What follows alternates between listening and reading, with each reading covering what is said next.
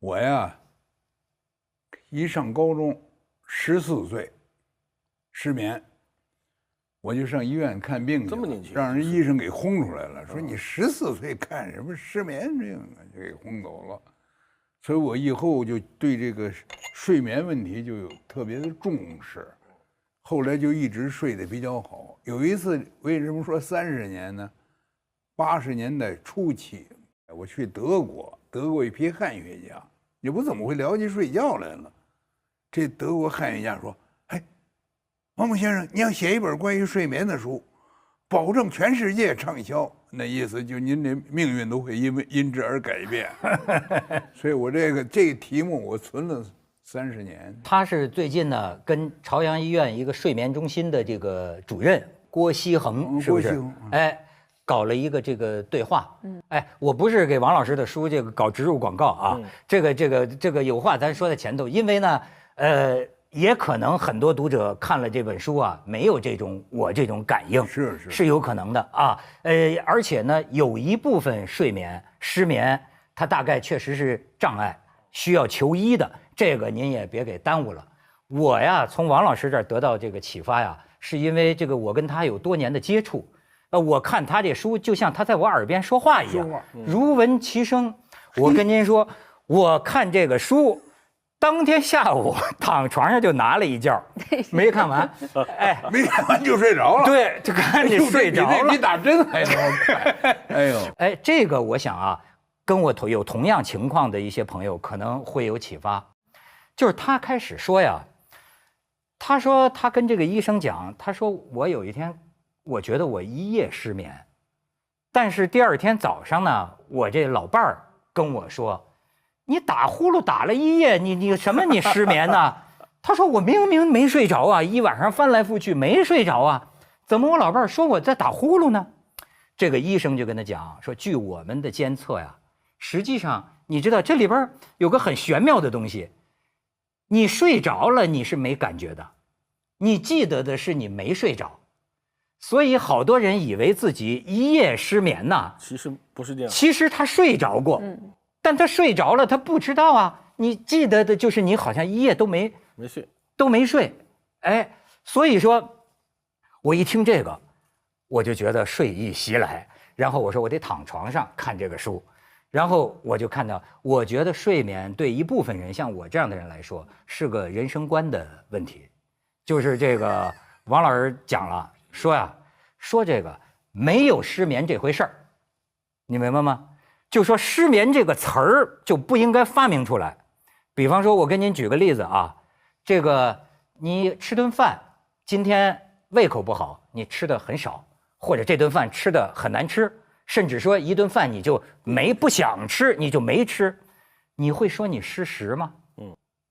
跟睡觉一样的人的本能，你有一天没睡好，你怎么能说你失眠呢？甚至于把这个意思再夸大一步。对吧？你就是没睡着，躺那儿也是休息啊。你明白吗？躺那儿也是休息，一个事儿，你干嘛把它想得这么严重呢？我就看到这个地方，我就着了。哎呦，太可爱了！我就就心里一宽。自此以后呢？每天就拿王蒙老师的书。对，有的时候还必须这个老不断的重温，还得天天讲，月讲。有时候又犯那个神经质的毛病，就又必须回忆这个话。就是你别把这当成个事儿。你知道，就是因为我现在看到一些个研究，就是你知道很多失眠者啊，临睡前的状态是什么？紧张是吧？床啊，成了他最害怕的一件事儿。哎呦，到点了，要上床了，焦虑，我困不困？困不困？这怎么办？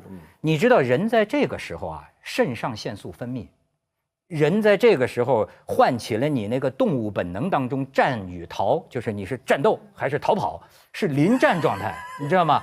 所以恰恰这是个，你知道吗？这是个圈套，你就更睡不着了，更睡不着。有一部分同意，有一部分同意，有一部分不同意。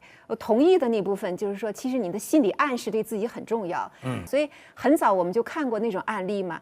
他说他去看医生，医生给他开了药，说这是助你睡眠的，现在不叫安眠药，叫那个各种各样的名字。实际上里面很多都是阿司匹林或者是 VC。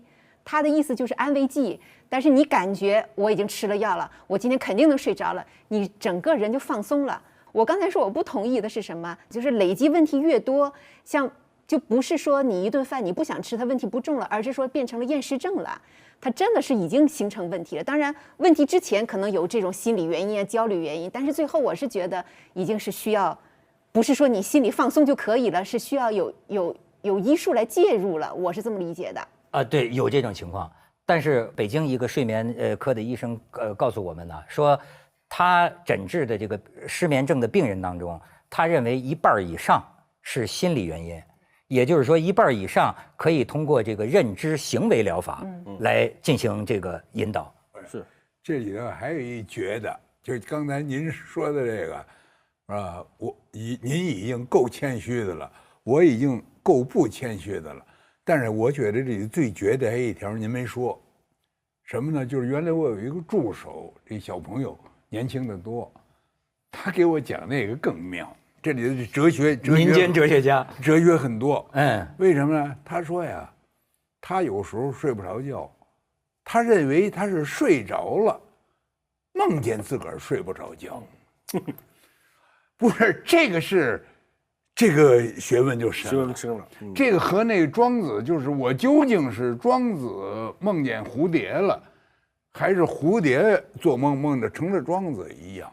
我这失眠究竟是失眠了，是睡眠应该睡眠的时候失眠了，还是我实际已经睡着了？是由于身心不太舒服，我老觉着我没睡着。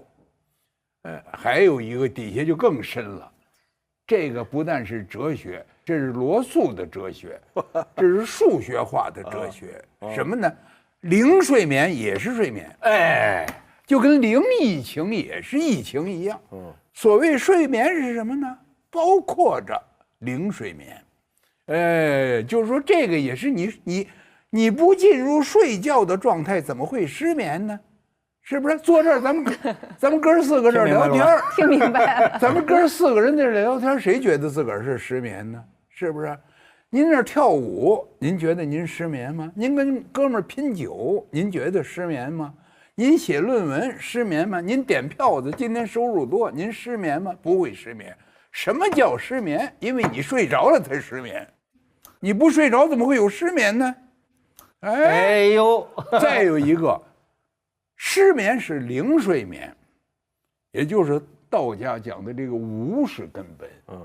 但是无的彻底，就连无都得无了。你你老有个无，就是因为你心里有你才有无啊。说我没钱了，您见过钱，而且您原来说不定还兜里钱挺多，您才会说我没钱。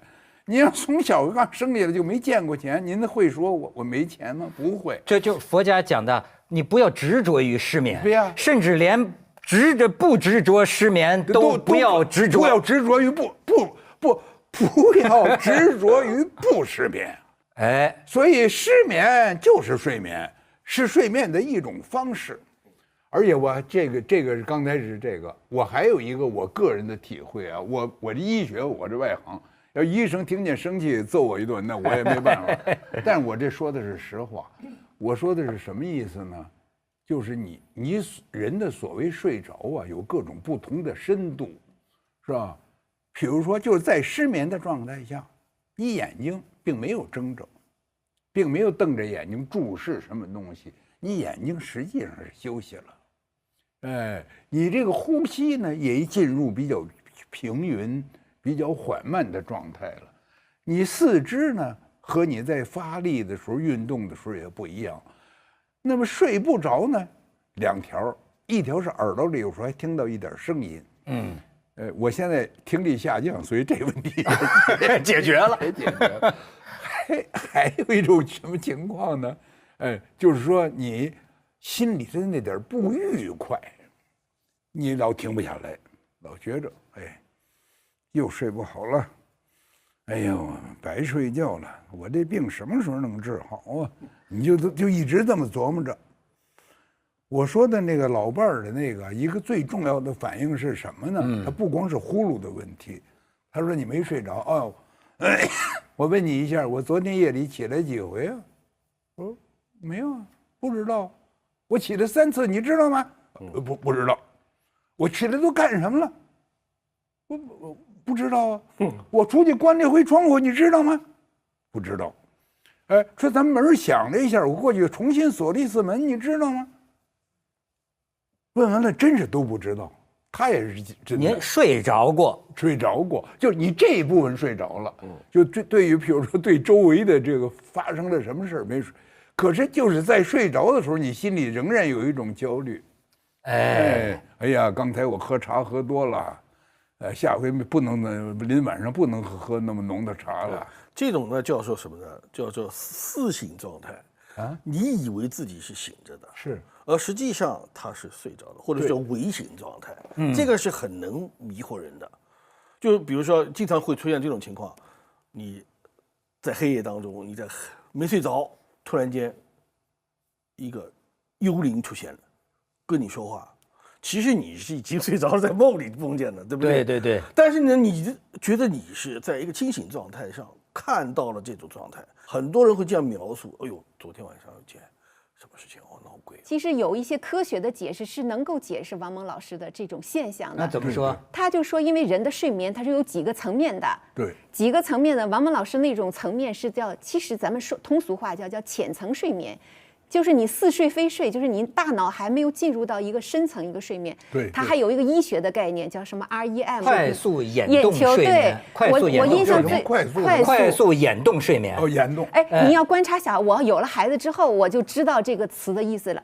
小孩睡觉时，你看他眼珠一直在动，就特别快，就是婴儿时期，说明那时候他那个大脑还在剧烈的，大脑在可能像硬盘一样在各种整合，你才开始放松了。所以我觉得他也能解释到，就是说为什么有些人觉得我晚上睡着了，但是我白天还是觉得怎么打不起精神来。他就是说你进入到那种眼球快速运动的那个睡眠的不够，对，所以你的大脑没有得到充分的休息。这是有他的那种神经学。他弄那个电极这种来考察你的脑电波，有这个专门的研究，到这个原始部落，去发现为什么失眠的问题在原始部落里没有，人家根本就没这个词，甚至对有2个原始部落呀，他这个科学家跟他们讲，他们的语言里没有失眠这个词，他们不知道这是什么意思，从来没失眠。哎，但是你说他们是多么睡得多久吗？也不一定。就说到这个原始部落里发现呢，平均也就是睡6、7个小时。哎，他们真的是就是说天黑以后平均3.3小时入睡，在天亮的时候，就是太阳出来的时候醒来，这最大限度利用这个日照嘛。所以为什么他们说睡觉以前呢，你就不用看这个屏幕啊，手机屏幕啊，就是这个蓝光呢会使得你的这个兴奋程度降不下来。褪黑素，对，咱俩讲到就是我们到了一定年龄了，开始关心人类的起源，我们所有都是跟进化有关系嘛，就包括糖尿病，为什么现在这么多糖尿病，也是因为我们的进化习惯于我们要多摄入那种高能量啊、高糖啊这种东西，但是现在我们代谢不了，因为我们治人的时间太短。其实睡眠也是一样，他就说，因为我们远古时期那些都是采集社会嘛。那些人你哪有时间睡个整觉？就是现在就跑出去2小时去采集去打猎，然后回来，就说睡眠它没有一个固定的模式，就是在远古时期。为什么我们现在我也讲就是焦虑？我一想我明天早上要开会，我就必须在白天保持一个高效率，晚上不像古人我是看着大自然，太阳落下来了，星星起来了，我自然就开始睡觉了。我们不行。我们是要告诉明天早上7点钟你要开会，我一到开会的时候我就开始焦虑了，我说我明天早上起不来，越这么想呢，晚上就越睡不着。睡眠被现代性时间所规范，反而导致了各种失眠的这种焦虑。哎，原来没有这种时间规范，又没有钟表，对吧？想躺就躺一会儿，这个草地上、树林底下，那随便躺。随便睡。大可兄，您不是研究这个梦啊？这个什么远古之梦啊，神话传说呀？神话里面呢是这样的，希腊有睡神，有睡神。希腊睡神他的孪生兄弟是死神，因为他们认为这个死跟睡没啥区别，睡不过是短暂的死亡而已，对吧？这个死亡是长久的、永恒的睡眠，他是这样来分的，所以他们是孪生兄弟，他们的共同的母亲是黑暗女神，因为黑夜降临，而且他们都住在冥府，所以都跟死亡有关系。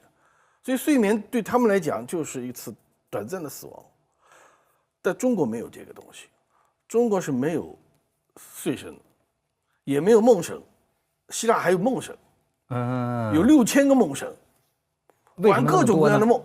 为什么那么多的？他们非常发达，梦神是不同的梦代表不同的意思啊，对，要祈求不同的神。对，但是中国只有周公解梦，没有梦神，周公就算梦神了。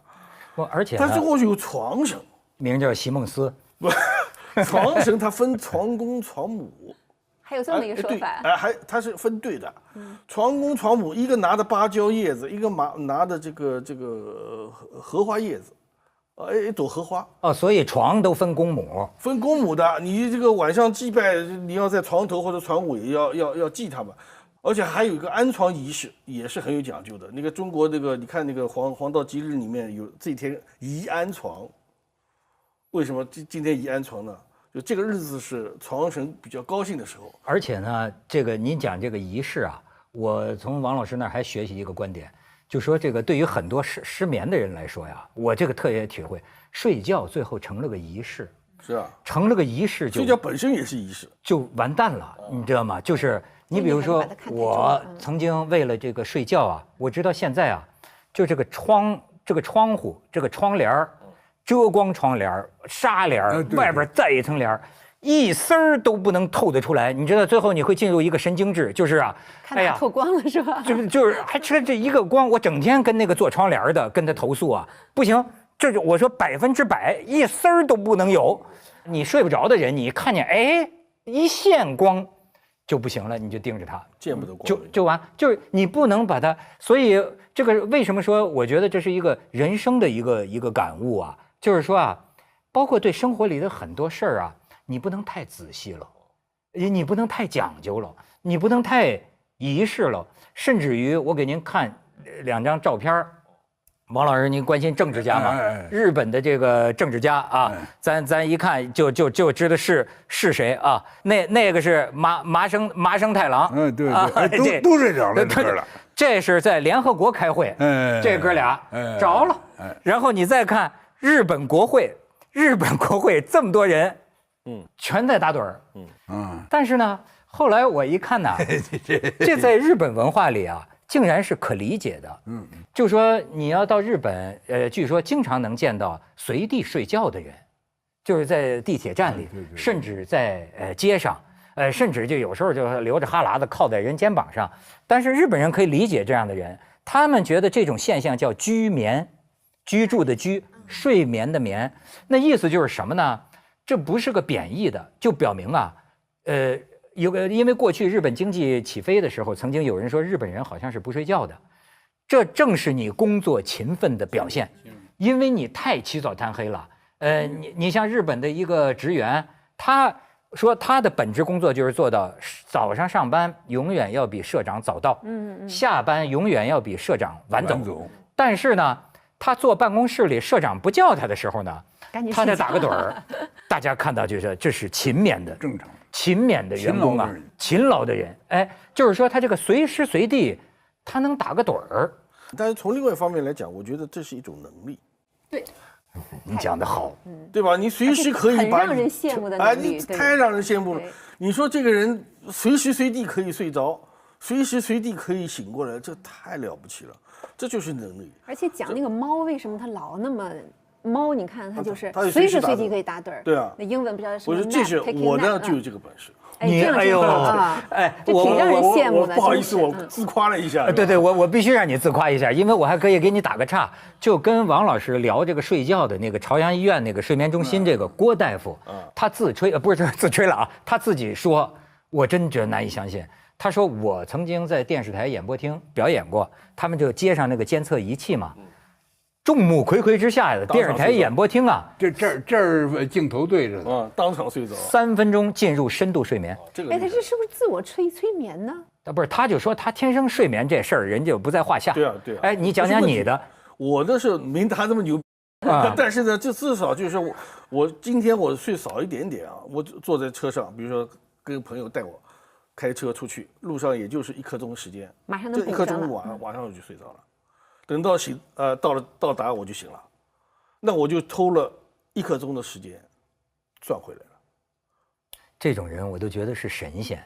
哎，但是我也觉得这可以一个天赋的长时间不嗯睡，我最长时间是1个月零20天没有睡，只睡1个钟头，就中午打或者可是这会会出不可能啊毛病的，我觉得。结果后来弄出了高血压。高血压上。但是我没有补睡，就是后面不为再也没有你先说为什么1个月谁不让你睡？不是不让我睡，我当时在做一本书，就一种完全像打了鸡血一样亢奋状态。亢奋状态，而且它但是持续性的亢奋。王老师，这个您像我知道您写小说的时候，那家伙激情四射的。是在我年轻的时候，我最高速度1天可以写16000字。那已经算很快。第二，我因为有那个少年时代睡觉不好的经验，所以我自控能力比较强。即使说是这天兴奋了、高兴了，写到晚上9点了、10点了，我11点我绝对睡，死活我得睡。我睡不着，我不想睡我都得睡，我有一种自控能力。那您这辈子饱经沧桑的，甚至是到新疆去待了16年。是，那到新疆睡的就更好了，氧气好啊，不是那气候也好，是吧？不是，而且都把这些不愉快的事儿都没有啊，都跟这些咱们这个各民族哥们儿在那儿又神哨又喝酒又唱歌的那个，当然有睡得很不好的时候，这绝对有，但是不严重，因为我不怎么回事，我老不相信会有什么特别奇怪的事情，我觉得咱们。反正转一转2圈，就又转回来了。最后我确实比较乐观。我刚才咱们说那个呀，我又想起这跟文化有点关系。其实中国古书上没有失眠这个词儿啊，是，这是54以后的词儿，是吗？咱们回去得研究研究，是不是从外语来的？哪有失眠这词儿啊？说睡不好的林黛玉也睡不好，日语来的。林黛玉的就描写说这一夜什么思来想去，这个一直那个辗转反侧算不算也算辗转反失眠？侧？对啊，就是辗转反侧这些，但从来没说过自个儿失眠。就因为原来啊，我们对睡眠呢，并没有一种医学科学的生理学的一个规范的说法，说人一天应该睡什么8个小时、7个小时。你哪怕你说应该睡5个小时，也有人他认为他不够5个小时的。我觉得这个确实有关系。另外，这个中国的这个哲人呢，大家是吧？这个圣人里头啊，你看这孔子对吃饭特重视，对吃饭的论述啊非常严肃，没论述过睡眠。他哪论述过睡眠呢？没有，是吧？孟子对吃也重视。他甚至于还提出来，就是他的小康社会，就人到70岁以后应该能吃肉。他这标准也太惨点了，70才吃肉，这有点神哨。这个，谁讲过？庄子讲过。庄子叫治人无梦，就你这人做到家了就不做梦。他要求的是什么？深度睡眠。但是无梦本身并不值得提倡。也不存在，也不存在，因为我有亲属啊，有这个忧郁症。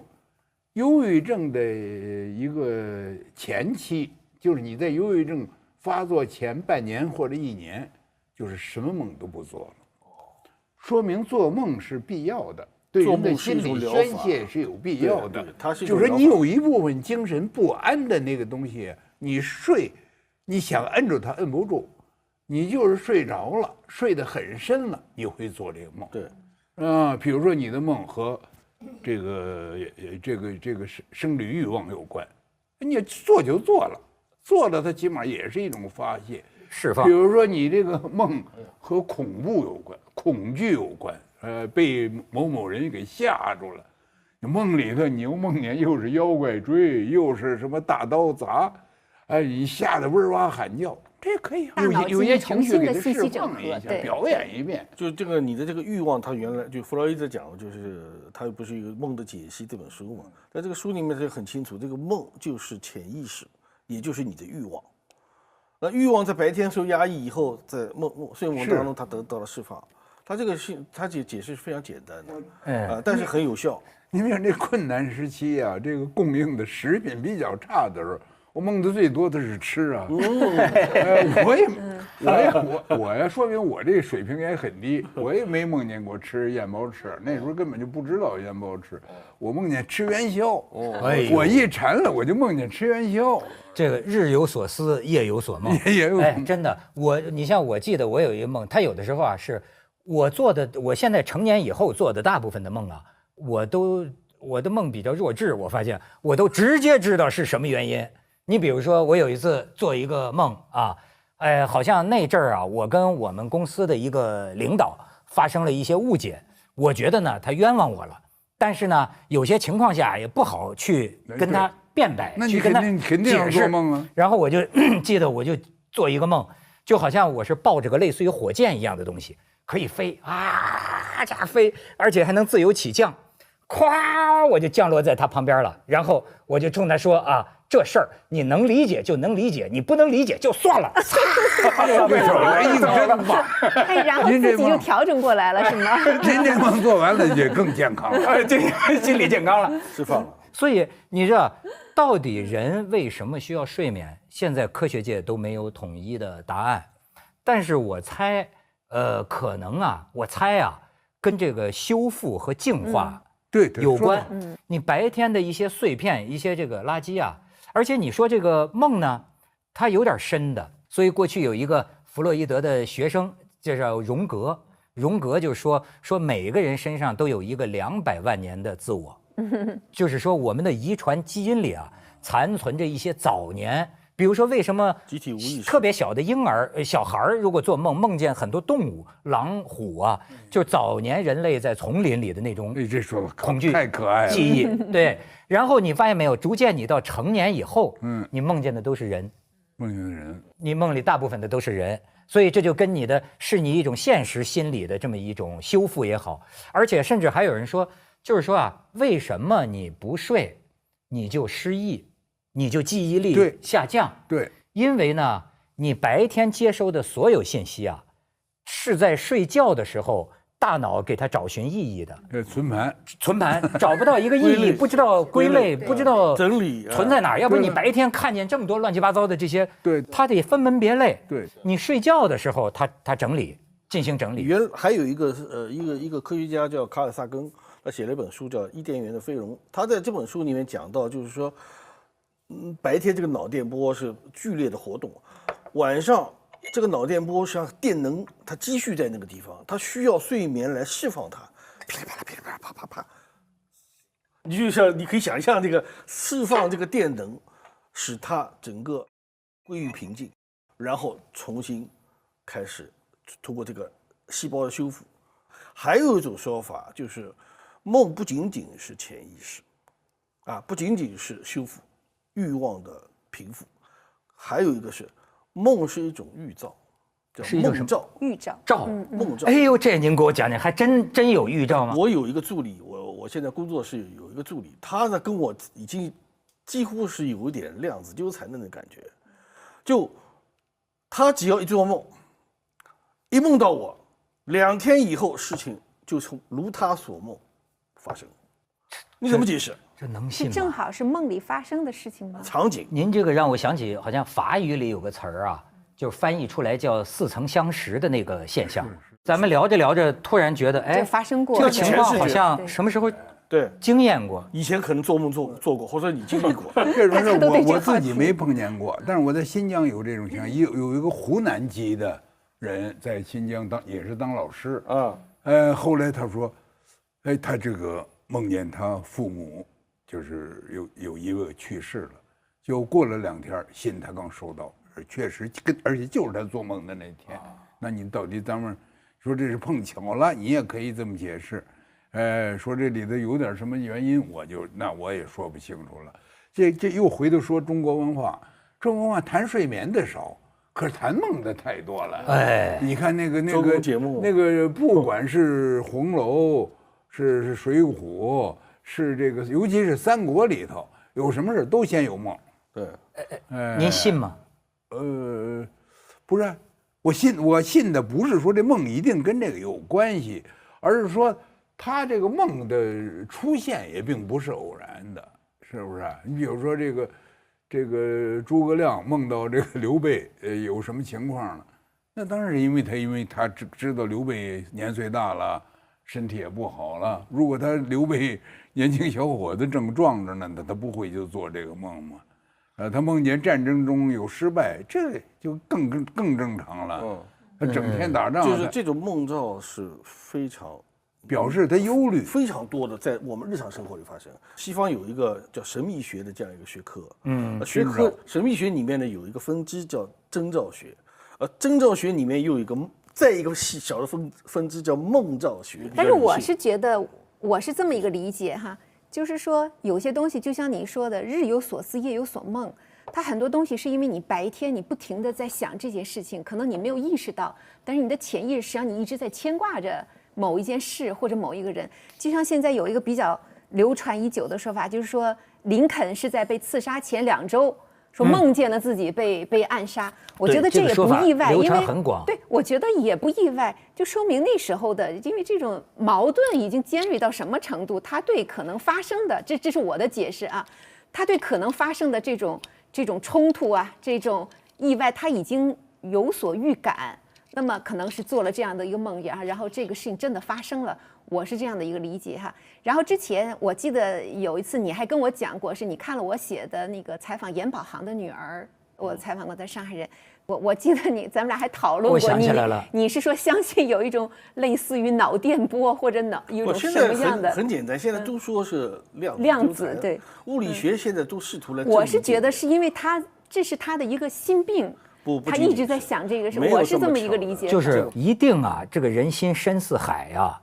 太多不可解释的现象，对的，但不等于说将来不可能有科学的解释。对，只不过我们没有认识到。比方说，你看这个作家最喜欢谈这个人跟人之间信息交流的方式，是可能是非语言的，甚至是非物质的。对，你不要说别的，我这个主持人，你不要做这么多年节目，我有时候就知道他下面要说什么，因为。你知道吗？就是你好像有一个场，直觉有一个场，你有时候他一个眼神儿，你就是像心电感应一样，你就知道他什么意思。那么现在话讲也是大数据，这种数据只不过是另外一种数据，因为你见的人太多了，然后各种表情、各种符号已经在你的这里面已经积累的特别多。而且你知道，经验，它还有2种呢，就是说，有的时候就说这个潜意识，您讲这罗素啊，好像也是罗素说过。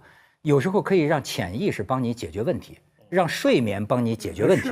就是说，他说你要是考虑一个，比如说一个科研项目，或者考虑一个难题，他说有的时候啊，一直这么想下去没有出路，睡觉之前呢，给自己一个暗示，就是让我在睡眠当中啊想一想这件事儿。据说等你一觉醒来，往往有这个有灵感 ，DNA 那个结构。这个据说就是门捷列夫嘛，也是这样元素周期表嘛，这个也科学史上很著名的。他据说他就是做梦，他就是一边睡一边听隔壁的那个钢琴声。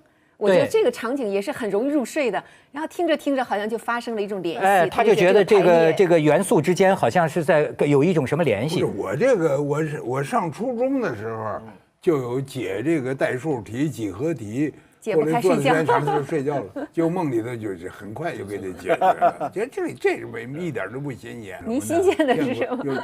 我说，反正您要是看过我那个小说，就是《活动变人形》里头，就我这个父亲啊，他这个家庭生活之困难，就没法活下去。跟我母亲之间的矛盾，而且我母亲还带着一个守寡的姐姐。还带着一个这个母亲，这个矛盾太大了。但是我父亲他有一个绝招，就是在最困难的时候，大打出手了。已经3个女人和1个男人呢，已经大打出手了。他进去以后把门一关一锁，他这一觉睡去至少5个小时。我天！不吃饭，不喝水，不上厕所，我就这么，他就怀着一种抗逆和就是保护，就跟是进了盾这个逃遁，他也是进了一个空间，把自己封闭起来。就是说，您见过这气睡了的吗？气睡了，哎呦，说得好，气睡了。他气睡，他一睡能睡5、6个小时。比如早晨大出手，把我给吓得家里头发生这样的事儿，然后下午3点多他醒了，醒了以后还挺高兴，自个儿哼着小调，然后就跟没这回事一样。他就跟我说，这辈子为什么能活下来，就靠这一睡。后来他这个遗传基因呢？到您身上，我有一个孩子，我不能说是谁了，我怕回头人家生气。不是我没有这个气睡。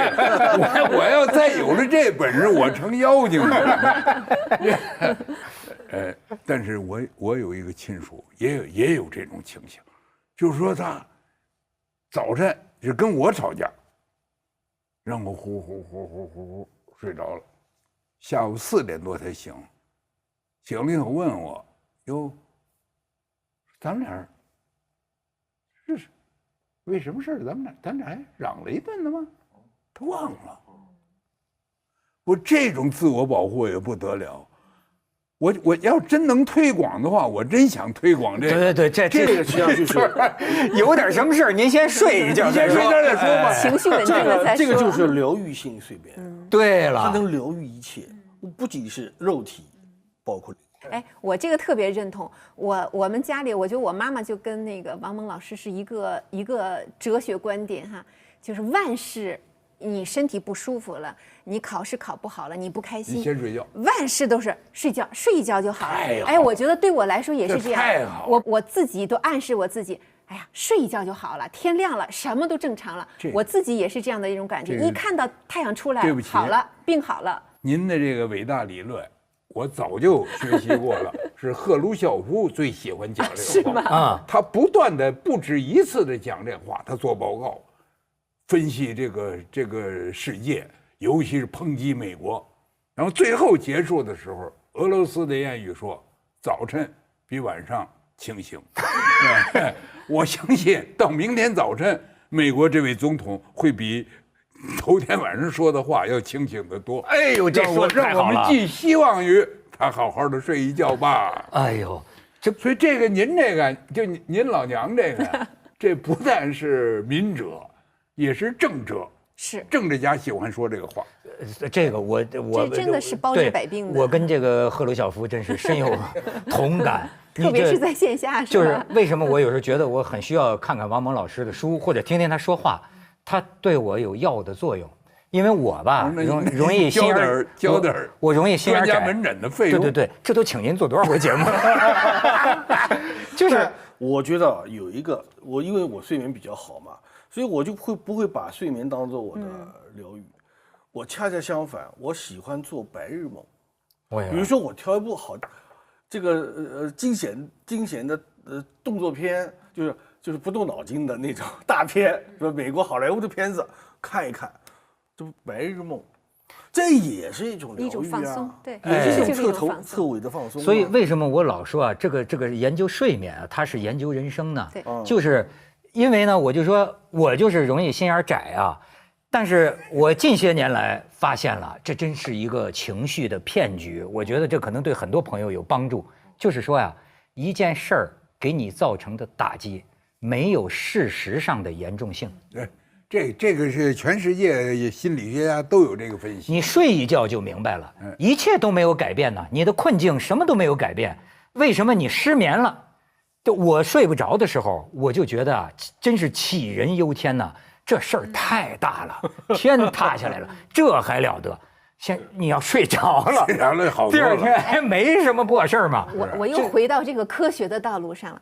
我都非常明白，我的情绪不好是因为我的睡眠的问题。然后呢，科学就也会来讲，就是如果你睡不好的话，你身体的很多的这个就等于没有恢复嘛，你的信息的什么，包括你 DNA 的很多的那些碎片没有得到修复，所以你该分泌的一些可能让你兴奋啊，让你感到积极啊，这些东西没有分泌出来，所以你整个他不就是讲了吗？如果你连续睡眠不好，你就是得了一种精神疾病，你的症状跟得了精神病或者什么所谓抑郁症是一样的，因为你很多东西被压抑出来了，释放不出来了。没错，你知道，等你睡好了，这些东西就分泌出来了，你就开始高兴了。你知道我曾经大概有半年多的一个恐惧，我生活在一个什么恐惧当中啊？生活在一个我得忧郁症的恐惧当中，而后来我发现呢，跟我那个就失眠大有关系。当然了，就我这没睡着啊，你知道我都有一种物质性的感觉。对了，我觉得脑子里有那么一丝儿忧伤。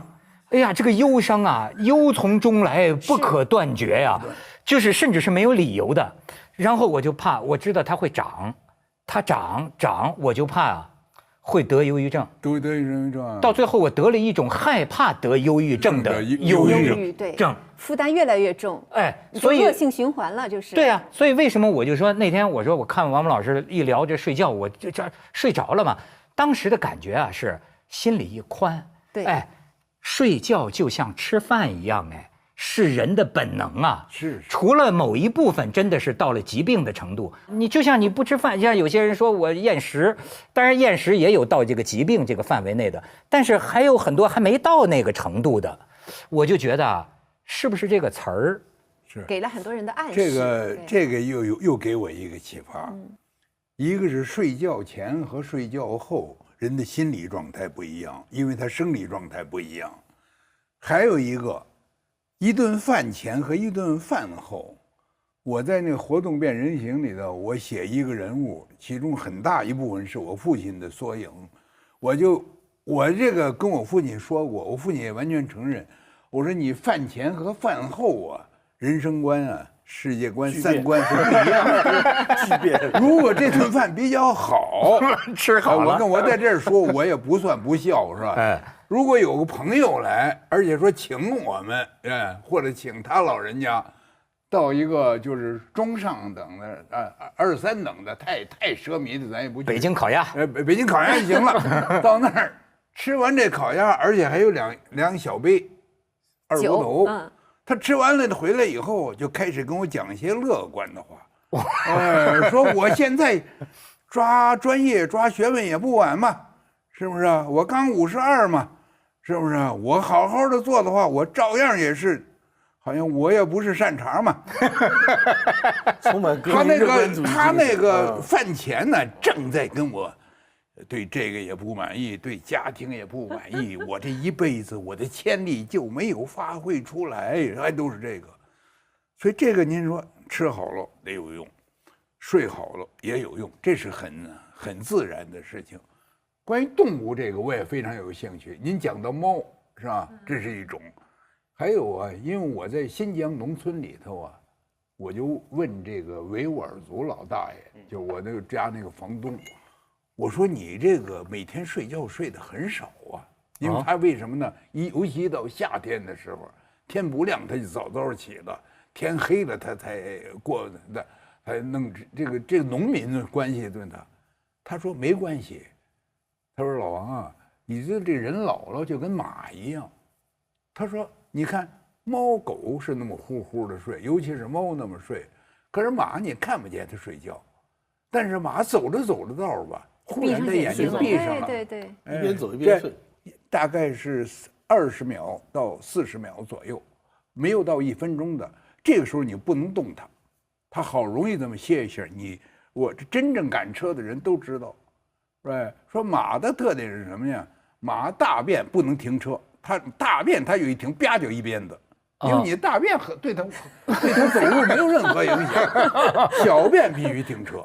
为什么？你不他淹到自个儿腿上了，是不是？他得岔开腿，对，允许他小便。对，睡觉的时候根本不能催他，必须能睡好了。40秒可以睡，4分钟你都不能催他，因为他根本就不睡的一个主。但是它也说明什么呢？就是动物把它当本能的时候吧，它没有规范，无所谓，也没有说什么没有时间表，到看着表要到什么几点应该睡了。睡够几个小时了，这都是人给人自个儿找的。是。您甭说动物，人也有类似的案例。这个上过电视的，就是有一个农妇啊，号称40年没睡觉。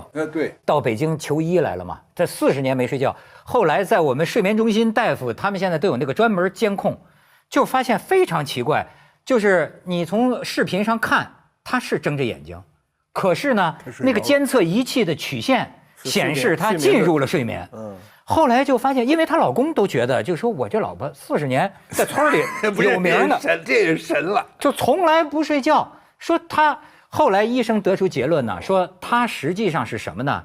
经常睡睡醒醒，醒醒睡睡，而且甚至有的时候她睁着眼睛，但是她在睡觉。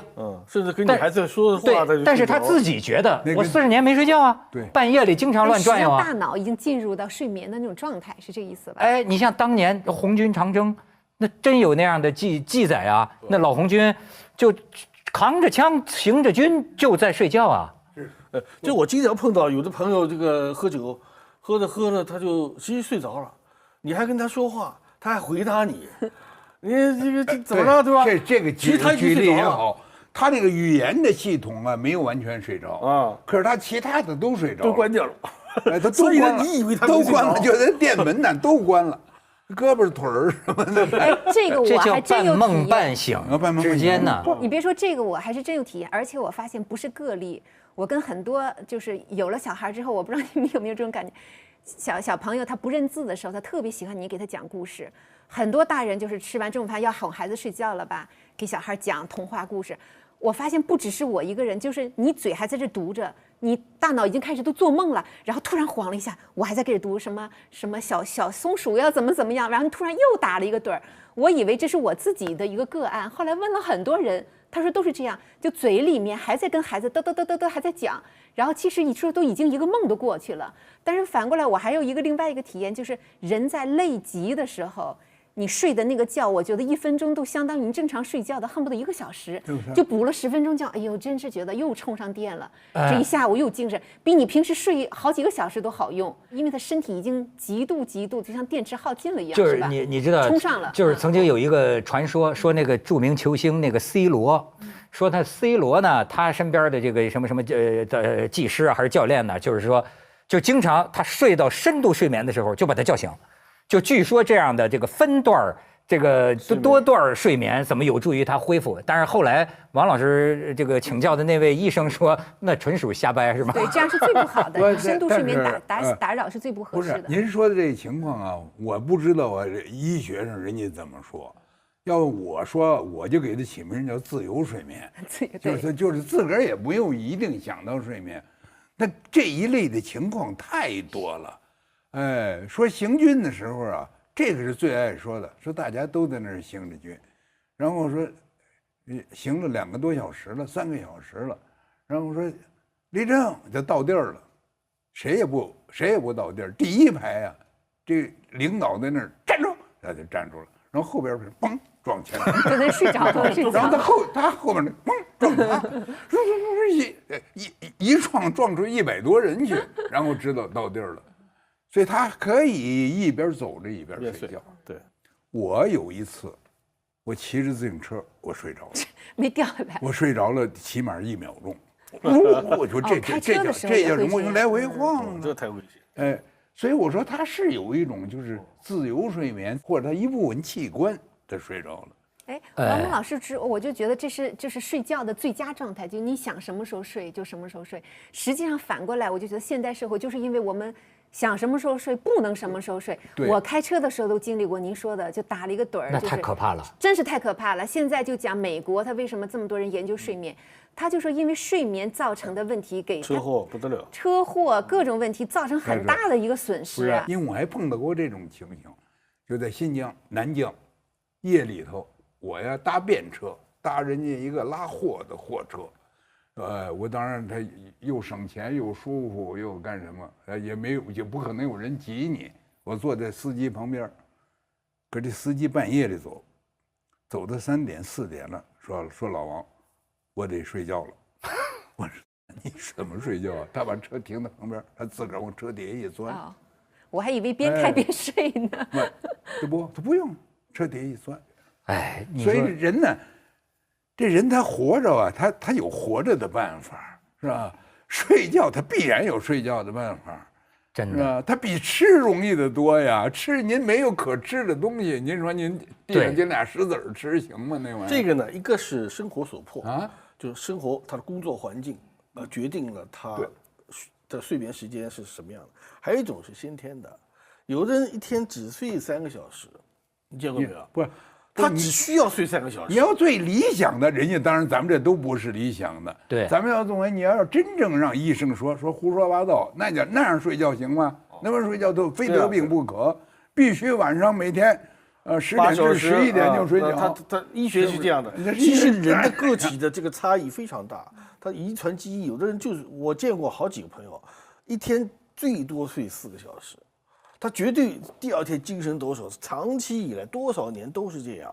可是我们拿破仑就是这样，4个小时。我们都要睡起码7个小时到8个小时。所以你知道为什么我说我从王老师这儿得到这个启发，就是说啊，哎，你不要把一个不是问题的问题搞成问题，对，你也不要太拿自个儿当回事儿，就是太奢侈了。你今天社会其实大部分的人是不失眠啊。大部分的人，我要叫我说2类，一类是不想睡，他熬着，对吧？一类呢是不能睡。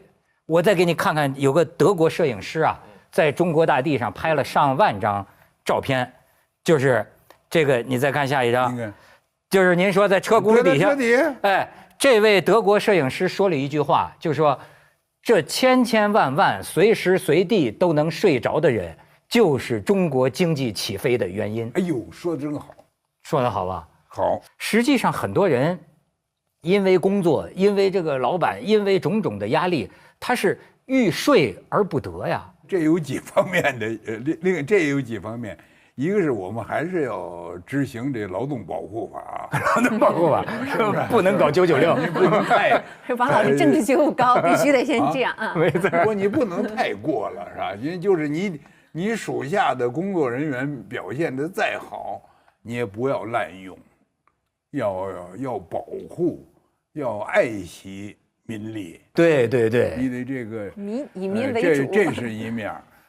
另外呢，从一个人长期来说，你那个那么一阵子那么猛一下子是可以的。您要现在让我85了再那么猛呢，那就是走向反面了，彻底的睡眠。但是您像大可老师刚才讲的，我就跟你们作家有关系，我也就问你，比如说巴尔扎克，对，一天50杯咖啡，对，他还要自己调那个最刺激的那个什么土耳其咖啡，50杯咖啡创作完了他的这个人间喜剧。对，哎，那您说对这种行为是应该提倡还是应该反对呢？这问题是这样。如果他是巴尔扎克，他再有什么行为，您就都说好吧。我跟您说，行为赶上巴尔扎克了，身体也赶不上，创作也赶不上，这您哪方面都赶不上的，有人夸你吗？你说这个，这真的跟他喝咖啡过量。咖啡中毒，睡眠不足，好像长期睡眠不足。巴尔扎克活了多久？51哦，而且是有很多的，好像是说是心血管病吧，我记得是高血压。不是，当然这个也很难说。所以我说这是人生观的问题嘛，价值观的问题。你想要一个什么样的人生？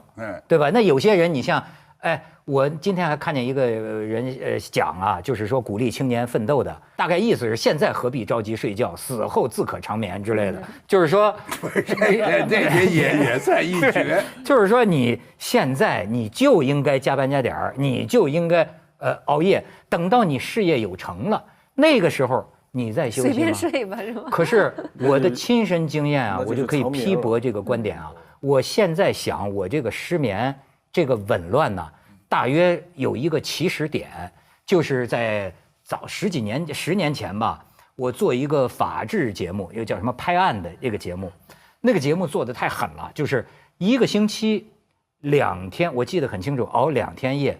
因为熬2天夜，你以为你第3天回去呼呼大睡吗？不会的。当你48小时不睡着的时候，回去也睡不着，回去就要吃安眠药。我恍惚记得就是从那几年开始，我这个没有正常过。这就是所谓的你年轻的时候熬，你以为中老年你能休息吗？他付出代价。对啊，他付出代价付在后头啊。因为这种严重的不规律，实际上导致你的整个生理紊乱。所以呢，幸亏碰到这么一个大救星。不是，我是觉得现代医学的说的那些规律规范都是正确的，但是呢，在你某些情况下不能完全按那个走，我们也得承认，随时的一些不规范的睡眠、不规范的休息、自由休息，对人也是很大的保护。而且我觉得这个事儿啊，给我们带来最大的启发，就超出了睡眠之外。我觉得就是什么啊，这个词语，你看你们都是做文字工作的，对，词语这个东西啊，也像神，也像魔，对，它太厉害了。就是说，有的时候啊，不要有这么一个概念，对，一个概念就可能坑了你一个心理，对吧？你一定不能相信失眠那俩字儿。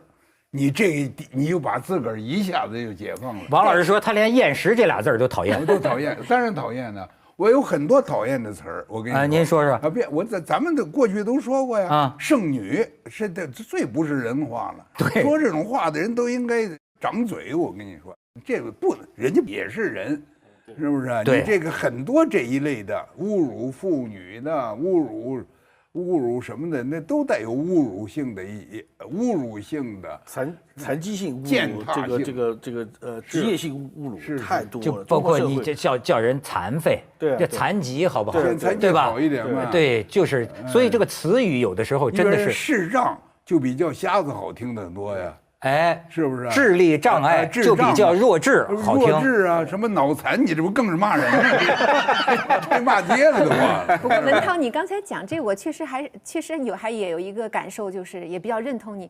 你看，你到了国外，我不知道是不是美国这一点尤其突出，就是他稍微有一些，比如说孩子或者是大人，他跟可能大部分的人不一样，他就会给你一个定义。你看，你到美国的很多。咱们叫什么多动症，他们叫注意力障碍，什么注意力缺陷障碍症，他给你好多好多的，就是，然后我觉得他一方面呢是有点政治正确的，就是不让你觉得这是一种病，这是一种生理上被保护的，这就是你的一个正当性。你看还有什么阅读障碍，然后稍微跟正常人不一样，他就会给你一个定义。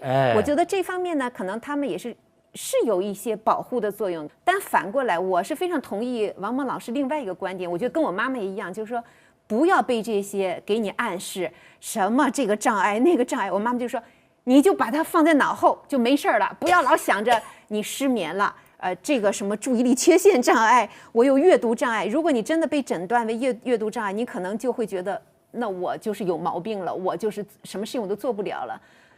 我觉得那一代人可能就是说我要用我的这种意志，我要用我强大的一个意志，一个积极的东西来忽略掉他们的影响。所以我就说啊，就说这个，我现在就是真实的，我所谓说治好了是失眠，也不是，只不过我得到了一个思想，就把它放下。就是说啊，你就把自个儿扔床上得了，爱怎么地怎么地。对了，其实就像你说的，睡着也是睡着，睡不着还是休息。对，今天没睡好，明天不就睡好了吗？明天睡不好，后天还睡不好吗？是，就是你别把这当成个事儿。所以一个人自己啊，首先不要把自己处在这个窘境下，不是在窘境下，这有什么了不起的？对，不要用一个枷锁困住你自己，而且有的时候词语言本身就是枷锁，害己也害人，对吧？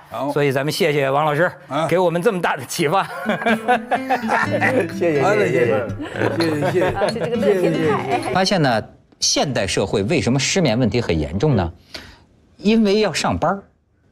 这是个很重要的问题。你之所以你觉得失眠，是因为你早上8点多你起来上班，很多人是这个吗？我只要第二天早上有课，晚上就睡不好了。对，假如你不生活，你工作不规律，不是自由上班者，到最后你有什么睡着睡不着的？对，反正你不能一直睁着眼吧。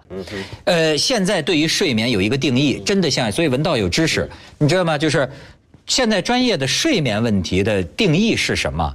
什么人类一定要睡8个小时，这都是不科学的。就是说，所谓睡眠症，你的失眠症，你达到失眠病态的失眠叫什么呢？叫你因为睡眠不足而感到痛苦，而直接影响到了你第二天的工作和生活。你认为它影响到了你，破坏到了你第二天的工作和生活，这个是诊断的一个重要标准。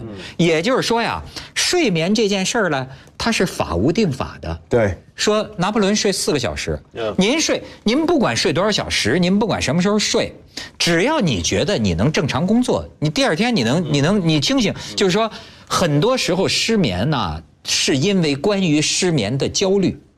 是你的这个焦虑，有很多观念，你觉得我怎么睡不了8小时？睡不够8小时，我有很多焦虑。但我不管它，我想头一天晚上我一会儿醒过来就醒过来看书又困了，我就又睡过去。哎，到第二天呢，我就发现这个心魔呀，它好像在调戏你。你不理它呀，你反倒睡着了。哎，咱们聊聊睡眠这个问题怎么样？因为什么呢？不光是说人上了岁数睡不着，我现在发现呢，人类进入一种大失眠时代。现在有研究表明，人类进入一种大失眠时代，就是过去《百年孤独》的那个作者叫什么来着？马尔克斯曾经在小说里面写过，就是说失眠是一种时疫病。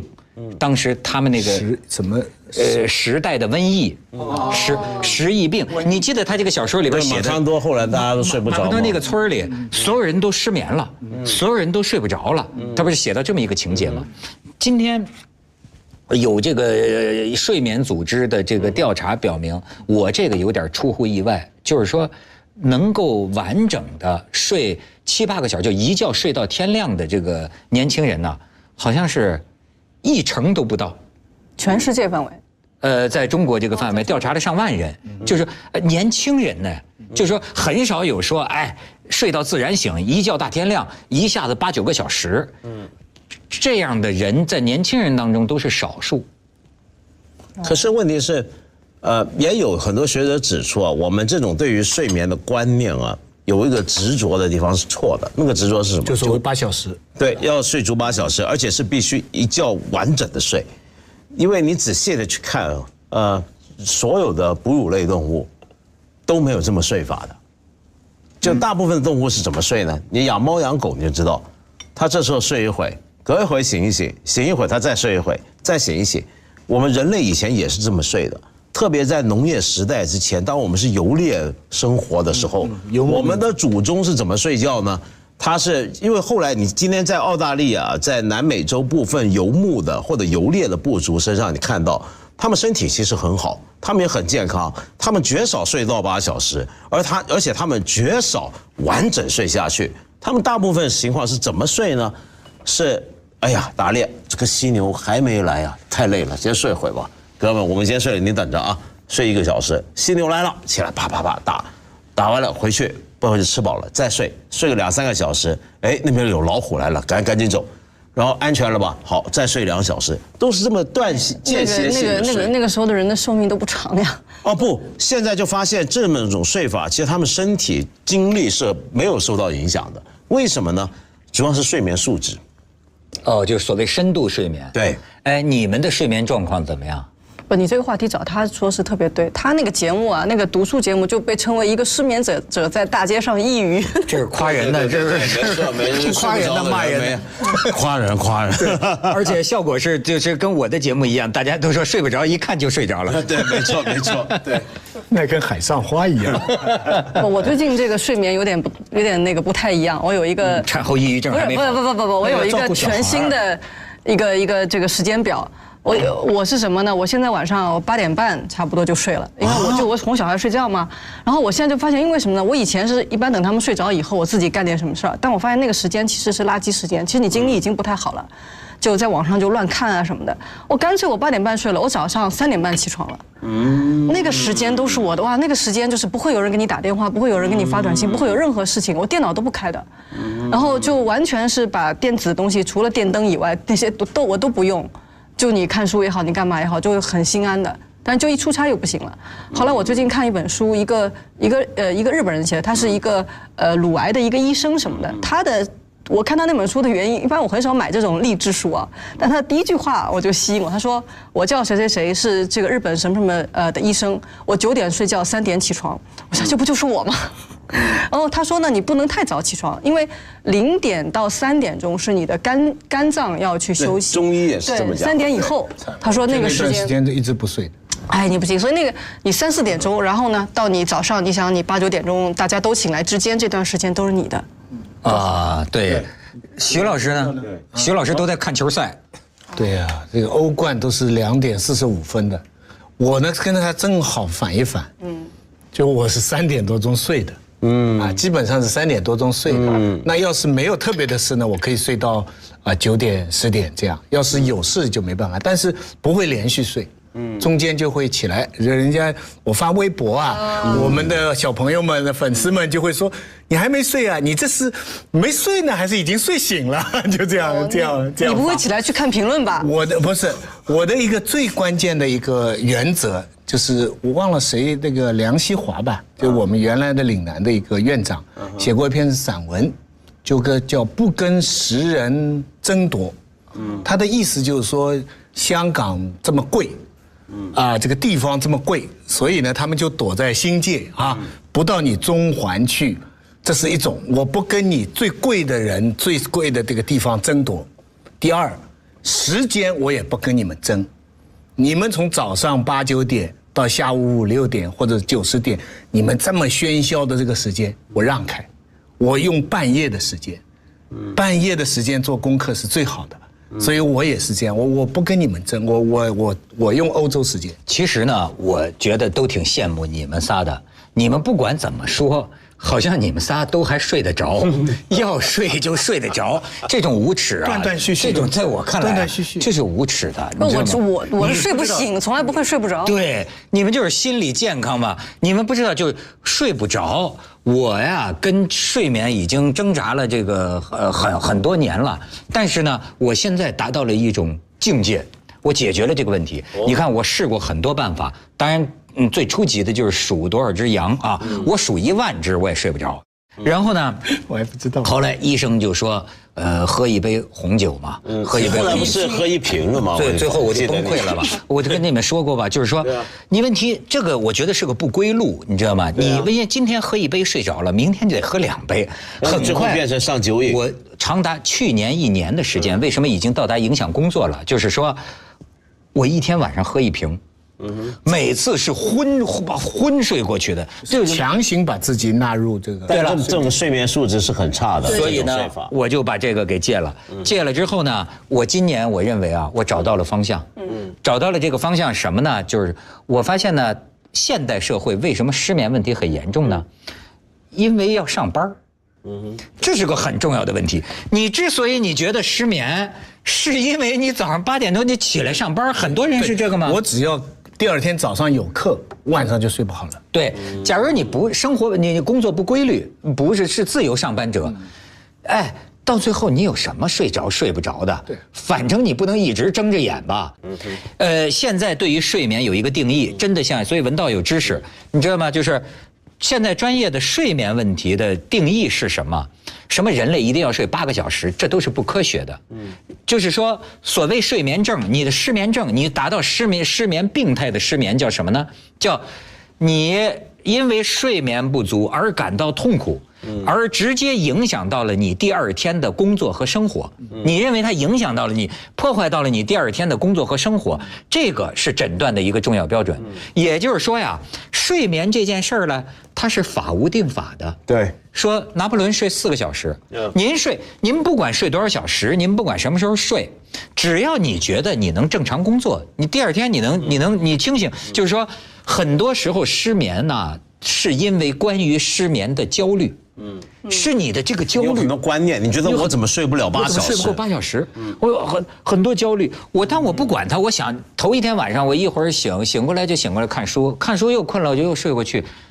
哎，到第2天呢，我就发现这个心魔呀，它好像在调戏你。你不理它呀，你反倒睡着了，这是什么意思呢？那我跟你说一个可能让你更忧郁的。你知道有一个那个是赫芬顿邮报的那个女创始人嘛？就是她不是去年她就那个辞职了嘛？对，她就是改去，就她后来去辞职，她写了本书叫《睡眠革命》，她现在不做那个记者了，她就是改做人的就大保健一类的东西。那个马云还去投资了，他写了一本这个《睡眠革命》，他就是说大部分人都有睡眠剥夺症，就是我们的睡眠被剥夺，他觉得4个小时还是不太够的。他就举了一个例子说，他有一天他跟一个很成功的一个商人在吃饭，就很年轻的一个人，那个人夸口说，你看我前天晚上才睡了4个小时，我今天精力那么好。他说我心里在想说，如果你睡5个小时，我们这顿晚餐会更有趣一些。他就觉得说你还是没睡好。他诊断那个特朗普，他说特朗普就是典型的睡眠剥夺症，因为特朗普说他自己就睡3-4个小时嘛，就狂躁。他说他那个典型的睡眠被剥夺症。然后呢，所以他提了个口号，他就说：“我是今年我就老觉得我易怒，我以为是你看你就是更年期了嘛。你去看看那个，你是向你就是没睡好 Trump 方向发展。对，你就是没睡好。主持人嘛，主持人从政嘛。他就说，这个很多的大学里面的这个年轻人，他觉得你们就是睡得少，说你们不要考虑毕业的时候能够找一份什么工作，你先把觉睡好，这个是最重要。他建议那个幼儿园要推迟去开课啊，就说不要早上8点钟就让大家去上学。然后他提个口号嘛，他就说，就有一次他跟一帮就是成功女性，他说你们又经商，然后又当妈，你们都是睡眠被剥夺。他说我要提口号，他说叫是 sleep your way to top， 就说他就说叫一路睡上去，这话是有歧义的，你知道吗？他说跟女的说你要一路睡上去，他说但我是说的字面含义，真的叫睡，说的是真的睡，他说你是真的要一路跟人睡上去。他说对你睡好了，睡好了一定能上去。因为我也是一个长期不会睡到6小时的人，通常4-5个小时，而且几十年都这样。你去梦游嘛，对不对？在街上梦游嘛。时间呢？就睡4-5个钟头吧，我大概跟你差不多，因为我也听过刚才易云讲这种讲法，我有一些朋友就讲，晚上9点多之前就要睡，然后第2天早上3点来钟就醒来，然后他们形容你们这种人形容的那个生活啊是十分玫瑰色的，我早上起来天刚亮。然后我那个朋友说，我天天在跑步机上一边看新闻一边看日出然后跑半小时运动很好了，洗个澡回来工作。世人皆醉我独醒。对，然后大家都还没起来干活，他还要写专栏的。对啊。我已经我6点钟就把一天上午的专栏写完了，然后9点钟大家还没上班之前，我公司的事儿用那3小时精力很好的时候解决了。接下来这天干啥好呢？就回去跟同事吃早餐啦，怎么样？就这样，听起来很美好，对不对？我试过一段想这样的，我发现不行，我搞到怎么样，我还是像你说这个情况，而且我是适应不了时差那种，不是，就时差对我没影响，我就算今天忽然飞到北美洲，那照理讲该倒过来，对吧？12小时。我到了那之后还是做那里的3点之内。对，后来呢，我终于发现一本书可以让我们释然。我找到一本书，它就解释，没办法，这是一种生理时，这种生理时钟是基因选择的，就夜猫子这回事儿是天然。我跟文道是同志，对，我们是同志，这是没办法的。我最甜美的睡眠就是那种倒时差的那种睡眠，你知道，就是比如说飞到那个伦敦呐，一般到下午4点多我就困了，然后勉强熬到吃晚饭，你知道那种就是完全我们面对着文道。就在交谈，哪怕是谈很重要的事情，他都能看见我。对，直着，赶快回去，一觉，那要睡10几个。但你这个太悲哀了，你想想看，你不是喝酒睡觉，就是要倒时差睡觉，你这个简直是不经一番寒彻骨，哪得梅花扑鼻香的。所以你知道吧？你有什么才能，我都不佩服你。你们刚才说的都有个假定，就是想睡的时候能睡得着。对啊，在我心里，这种人都是非圣即仙。你一般人都行。我们做记者的，你知道我坐车马上能睡，在那马上能睡。这种我跟你说，心理极其健康。我跟你说，比如谁心理健康？曾志伟心理健康。上次有一回，曾志伟和成龙来到我们那儿做节目，我就听成龙说曾志伟说曾志伟那个就是那个时候大陆的这个水灾，他是演艺人协会那个主席，发动那个香港演艺人说咱们这次演艺人叫捐款咱们曾志伟做主席台就是召集会议，说大家出主意义军你先说，他义军说，曾志伟就这样，频频点头。他文道说，频频点头。过了一会儿，他不说话了，他这睡着了，我们睡着了，曾志伟，我们这是心理健康啊。我们这边以前有个教授，就开会的时候就这样嘣嘣，什么都清楚啊。你后来问什么决议啊、谁啊、提名啊，他马上全知道了，但是他就边睡，声音全发出来了。哦，我知道了，那是一种病，那是一种那种叫我认识一个朋友也是这样，你长期觉得他在打瞌睡，其实他不是。他其实又是有一点睡着了，那叫什么病？我现在想不起来。我们反正觉得他是睡着了，但是他重要的事情有种病全不漏。不过听你们这样讲了哈，我发现哈，我人生的有几个重要的选择啊，都是由睡觉决定的。我现在突然想起，我以前没想这个问题。这意思是该不该跟这个人睡？不是，这也是一路跟上来的。不是跟谁睡的。他没说错，我们每一个人都是一个很重要的也不是在上面在下面的。我们全人类都是睡觉决定的，这没有错。对，那您说。一个就是我当初立志将来要做什么事情的时候，就是马丁伊登嘛，就是那个杰克伦敦的小说嘛。他里边这个人小说里边说，他写小说的时候一天睡3个小时。是，所以我年轻的时候有一段立志的时时候。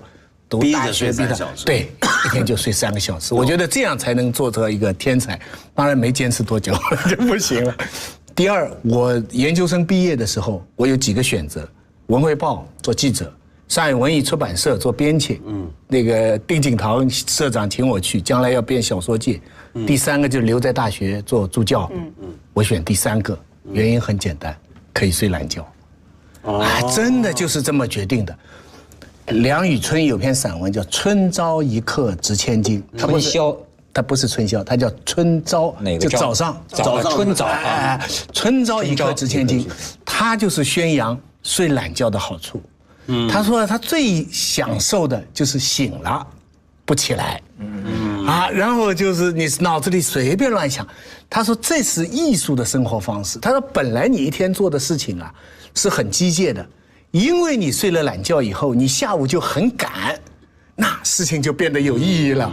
他说你早早的做完了，像你们刚才讲的这个事情很早做完了。他说那多无聊的哈。他说那这样就是就非常好，专门有篇散文。所以你讲的这个其实是有点饱汉不知饿汉饥。你要今天更大多数的年轻人，他们的问题是闹钟也唤不醒一颗沉睡的心，是吧？闹钟也唤不醒我沉睡的心。我觉得他们是不是因为睡前看这个电子的东西太多了，有的时候会有特别大的这这个干扰，完全有影响，中毒的。这种蓝屏，这现在已经有确实的研究，就说临睡前看这个东西啊，是睡不好，不要是影响看手机，不是直接影响你这个褪黑素，直接刺激你褪黑素的这个。什么叫褪黑素？褪黑素是一种专门让你睡觉的，就你没吃过那个药吗？控制你生物的时时差，我吃过这个药。时差就是靠这个。我有一次啊，我就是因为在上夜班嘛，我吃了1颗。他们说有2种，一个分量大，一个分量小，我选了分量小的，可能我拿错了怎么着，我睡了13个小时。哇！那天晚上本来我上夜班的同事所有人给我打电话，我完全没有听见。我醒来，我的手机上无数个接电话，但那一觉就是我睡的这辈子最香的13个小时。你想，那个褪黑素啊，我跟你说，对我根本都没用。